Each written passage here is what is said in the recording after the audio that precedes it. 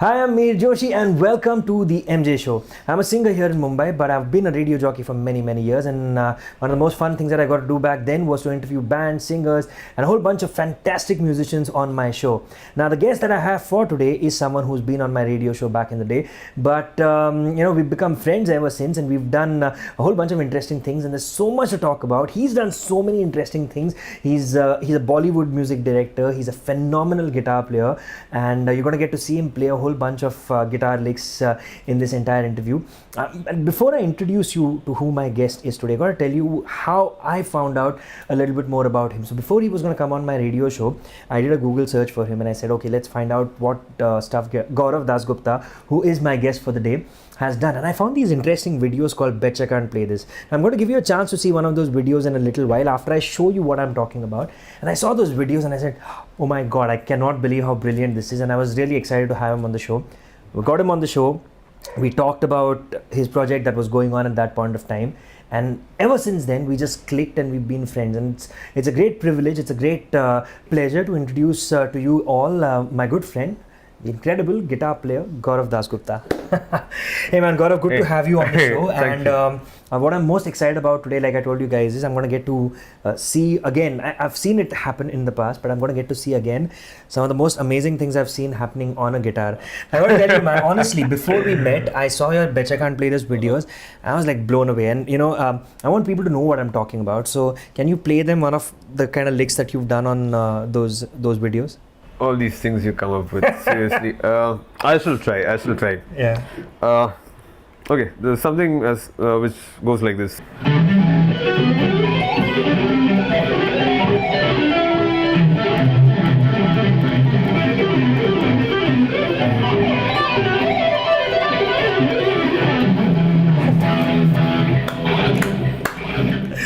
That's insane, man. That's insane. Thank you. You can probably download the video in whatever ways you want to and then slow it down and figure out how he played that. You probably still won't. And maybe we'll get him to make a tutorial video of this as well. But yeah, man, seriously, crazy stuff. Thank you so much. You know what? I'm going to give you guys a chance to see one of the videos he's uploaded. It's called G-Man, Betcha Can't Play This. Here's a link to that. Check it out. Fantastic stuff. Okay, so now let's get into the story that is, your life so far. So how did it all start? How did you know that playing the guitar is what you want to be doing? Well, I actually never knew that I was supposed to play guitar.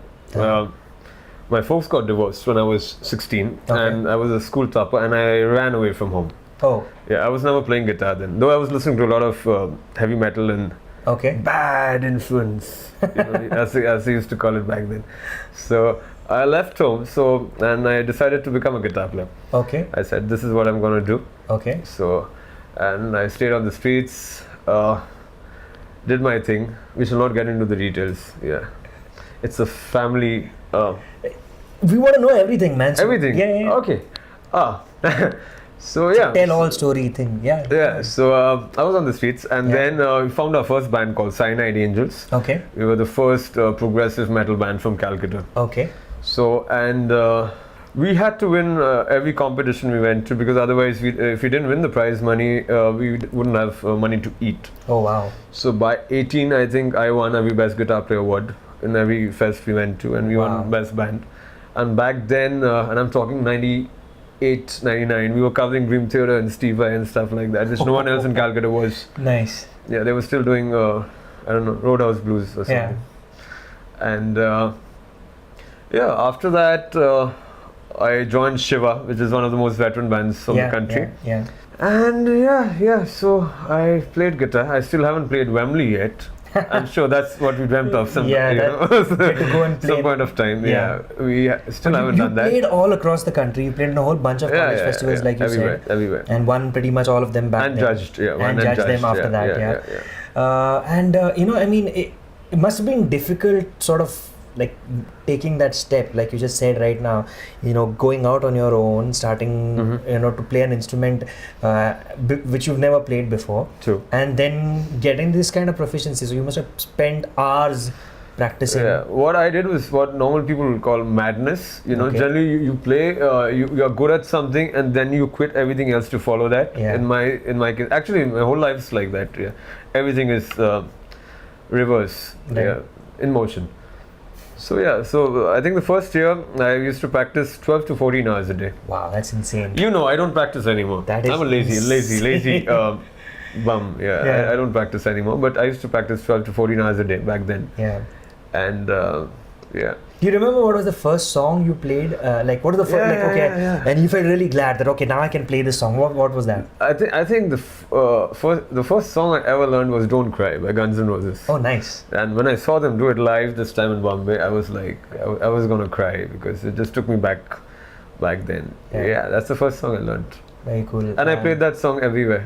Yeah? All the time, yeah. Okay, let me hear you play a little bit of it. A little bit of that? Okay. Yeah. Okay, when I was 16, the first song I ever learned. Yeah. Talk to me softly. There's something in your eyes. Don't hang your head in sorrow. And please don't cry. Know how you feel inside out. I've been there before. Something is changing inside you. And don't you know? Don't you cry tonight. I still love you, baby. And don't you cry tonight. And don't you cry tonight, 'cause I haven't love you, baby. And don't you cry tonight.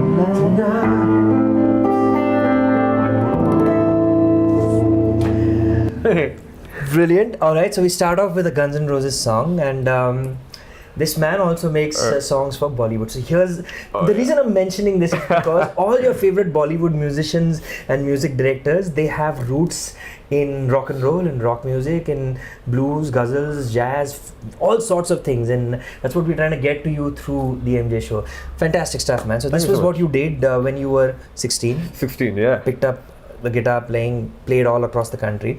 What happened after that? So I know you shifted to Chennai after that. Yeah, what happened was in Cal has amazing musicians, amazing bands. The only problem is it's still stuck in this time warp. You know, everyone's very happy doing what they are doing, and all the best to them. But I just need to step out and be on my own, outside my comfort zone, and do something else. Okay. And see if I'm good enough to survive outside my home. Right. So we played a gig in Chennai, and I was asked to head a music school over there as a guitar teacher. Nice. So I went to Chennai, and after that I started doing a lot of sessions, and you know, things opened up because those guys are amazing musicians. You know, down south. Nice. You know, they'll just come in a lungi, and they won't even speak in English, but they'll play something and you'll be bowled over. Wow. Those guys are amazing, and they're so humble. Nice. So that kind of puts you back in place, you know, and that's how I grew a lot as a musician. I started producing music, doing sessions, and yeah.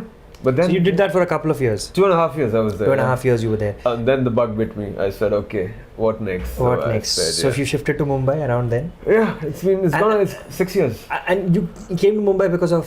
Because I wanted to come to Bombay, but then Himesh Reshamia, he wanted me to play guitars for him. Okay. So you did that? Yeah, I had no idea about Bollywood music. With all due respect. Yeah. I am a Bollywood music director now. But you came to Mumbai, you played guitar. I played, and we were staying with a couple of friends in Thakur village, Kandivali.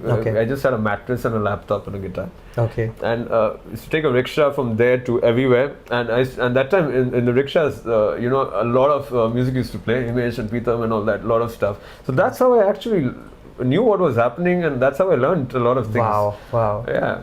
And So what was the first Bollywood film that you gave music for? That was Das Kahaniyan.